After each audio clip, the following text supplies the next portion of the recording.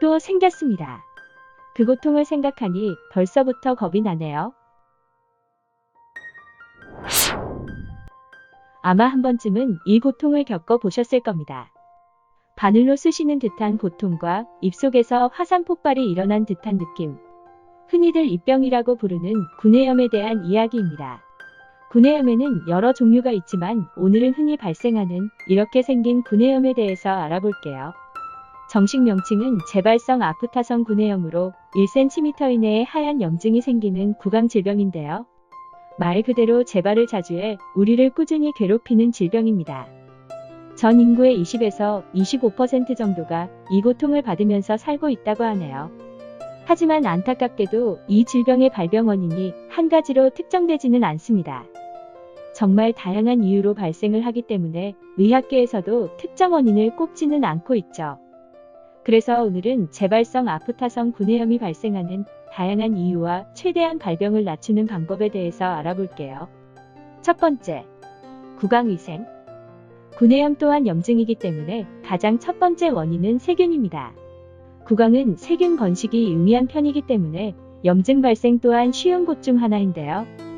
구강 세균은 항상 빈틈을 노리고 있다가 틈이 생기면 기회를 놓치지 않고 우리를 공격합니다. 따라서 구강 청결 유지가 중요합니다. 올바른 양치와 수시로 가글하는 습관도 구내염 예방에 도움이 됩니다. 두 번째, 구강 상처. 실수로 입속을 깨물고 염증이 날까봐 걱정하신 적 있으시죠? 운이 좋으면 염증으로 발생하지 않고 상처가 아물 수 있지만 구강 상처는 세균에게 아주 좋은 공격 대상입니다. 재발성 아프타성 구내염을 앓고 계신 분들은 작은 상처도 염증으로 번지는 경우가 많습니다. 교정기를 착용한 경우나 불규칙한 구강 구조를 가지신 분들이 구내염에 자주 노출될 수밖에 없는 이유입니다. 실수로 깨문 것은 어쩔 수 없지만 상처가 동반되는 딱딱한 음식이나 거친 튀김 음식 같은 것은 조심히 드시는 것이 좋습니다. 세 번째, 구강 건조. 현대인들은 수분 섭취 방법으로 물 대신 커피와 음료를 많이 마시는데요. 카페인과 당 성분으로 인하여 구강 건조증을 유발하고 구내염 발생 확률을 높여줍니다. 또한 흡연을 하거나 짠 음식, 과자 등을 자주 먹는다면 물 섭취를 자주 해주시는 것이 좋습니다. 술을 마신 다음 날도 입속 건조함을 많이 느껴보셨죠? 술을 마시면 몸속에서 수분을 원활히 흡수하지 못하고 배출하기 때문에 침이 부족하게 나오고 입속 건조함을 유발하기 때문인데요. 잦은 음주 습관 또한 구내염의 원인이 될 수 있다는 것을 잊지 마세요. 네 번째, 영양소 부족. 많은 분들은 구내염이 발생하면 영양소 부족을 원인으로 생각하며 그때부터 영양소를 챙겨 먹곤 하는데요. 발생 후 먹는 것보다 발생 전에 미리 챙겨 먹는 것이 좋겠죠? 실제로 구내염 발생 원인 중 하나로 면역력 저하와 비타민 결핍 등이 있습니다. 특히 구내염이 발생한 사람들을 대상으로 영양조사를 한 결과 엽산이 일일 권장량 기준에 한참 모자란 결과가 나왔는데요. 엽산과 비타민 B12 그리고 철분은 구강 점막을 두껍게 하는 역할을 하기 때문에 구내염 예방에 많은 도움을 주는 영양소입니다. 엽산은 채소에 많이 들어있고 비타민 B12는 고기에 많이 들어있으니 고기와 채소를 골고루 드시는 것이 좋겠죠. 다섯 번째, 알레르기. 구내염 연구자료 중 알레르기로 인한 원인도 있었는데요. 이는 특수한 경우 해당되고 개인마다 다르기 때문에 더욱 특정하기는 어렵습니다. 본인이 어떠한 음식을 먹었을 때 구내염이 계속 발생한다면 알레르기인 경우도 있을 수 있으니 해당 음식을 피해보는 것도 방법이 될 수 있습니다. 여섯 번째, 스트레스.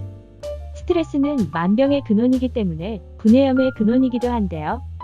스트레스를 많이 받으면 아드레날린의 영향으로 침속 시알산 분비가 줄어들고 시알산 분비가 줄면 입안 세균의 활동력이 높아져 구내염의 발생을 높여줍니다. 여기서 의미 있는 조사가 있는데요. 구내염이 가장 많이 발생하는 직업군을 조사했는데 학생이 가장 높은 비율로 조사되었습니다.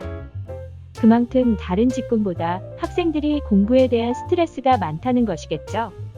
다음에는 스트레스를 관리하는 방법으로 영상을 만들어도 좋을 것 같네요. 일곱 번째, 피로 누적. 육체적 노동을 심하게 하셨거나 잠을 잘 자지 못해 구내염이 발생한 경우가 있으시지 않나요? 육체적인 피로도 구내염 발생 원인 중 하나인데요.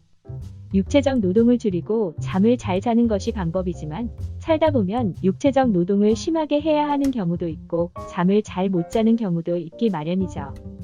이럴 때는 영양소 보충을 충분히 하시고 스트레스 조절을 하는 것이 최선의 방법입니다.